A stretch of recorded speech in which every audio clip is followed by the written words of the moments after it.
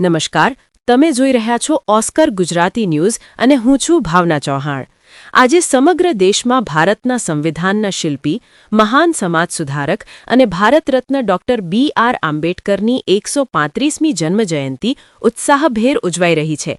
તે જ અનુલક્ષીને ગાંધીનગર જિલ્લાના માનસા તાલુકા અને શહેરમાં પણ બાબા સાહેબની જન્મજયંતિ નિમિત્તે ભવ્ય ઉજવણી કરવામાં આવી।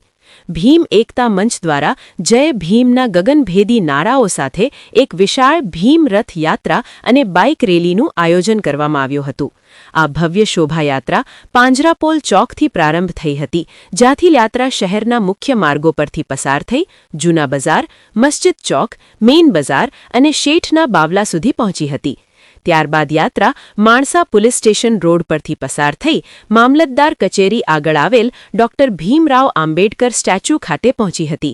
અહીં બાબા સાહેબની પ્રતિમાને પુષ્પહાર અર્પણ કરી શ્રદ્ધાંજલિ આપવામાં આવી અને તેમના જીવન, સંઘર્ષ અને સંવિધાન પ્રત્યેના અમૂલ્ય યોગદાનને યાદ કરવામાં આવ્યું। આ પ્રસંગે વક્તાઓ દ્વારા બાબા સાહેબના વિચારો પર પ્રેરણાદાયી પ્રવચનો આપવામાં આવ્યા અને સમાજમાં એકતા, સમાનતા અને શિક્ષણના સંદેશા આપવામાં આવ્યા। યાત્રામાં મોટી સંખ્યામાં દલિત સમાજના આગેવાનો, યુવાનો, મહિલાઓ તેમજ ભીમ ચિંતકો ઉમટી પડ્યા હતા। જય ભીમના નારાઓ સાથે આખું માણસા શહેર ગુંજી ઉઠ્યું હતું। ખાસ વાત એ છે કે આ યાત્રા છેલ્લા 15 વર્ષથી સતત આયોજિત થઈ રહી છે, જે બાબા સાહેબ પ્રત્યે સમાજની અવિચળ શ્રદ્ધા અને સન્માનને દર્શાવે છે। આ સમગ્ર કાર્યક્રમ દરમિયાન ચુસ્ત પોલીસ બંદોબસ્ત ગોઠવવામાં આવ્યો હતો અને યાત્રા શાંતિપૂર્ણ માહોલમાં સફળતાપૂર્વક પૂર્ણ થઈ હતી। ફિલહાલ માણસાથી આ એક મહત્વપૂર્ણ સામાજિક અને પ્રેરણાદાયી સમાચાર। ભાઈ, આપનું નામ? મારું નામ છે પરમાર કિરીટભાઈ મંગળભાઈ।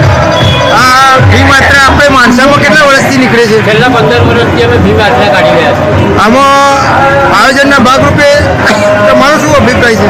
આયોજનના ભાગરૂપે કે યાત્રા કાઢવાથી સમાજમાં જાગૃતિ આવે અને બાબા સાહેબે કરેલા કાર્યો છે જે બાકી રહ્યા છે, સમાજના શિક્ષિત અને મજબૂત માણસો છે તે પૂર્ણ કરે અને શોભાયાત્રા કાઢવાથી સમાજની એકતા દેખાય અને મજબૂત સંગઠન રહે। અમારા માણસાની અંદર જય ભીમ એકતા મંચ ચાલે છે। જય ભીમ એકતા મંચ મારફતે અમે છેલ્લા 15 વર્ષથી શોભાયાત્રા કાઢીએ છીએ। આ શોભાયાત્રાનો મારો એક જ મકસદ છે કે અમે આ સમાજને જાગૃત રાખી અને જાગૃતિ અભિયાનમાં અને બાબા સાહેબને હંમેશા જીવંત રાખવા માટે અમે આ કાર્ય કરીએ છીએ। ભાઈ શ્રી, આપનું નામ? મારું નામ ચાવડા પ્રહલાદભાઈ શિવાભાઈ। હું જીબી રિટાયર્ડ છું। વર્ષોથી સમાજ સેવાનું કામ કરીએ છીએ।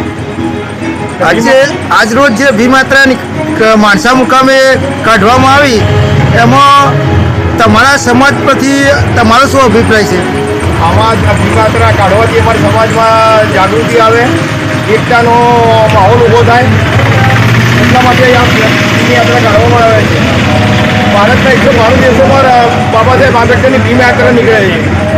હમણાં અમેરિકામાં ટ્રમ્પે પણ આખા અમેરિકામાં રજા જાહેર કરી અને ઉત્સવ ઉજવવાનું એલાન કર્યું।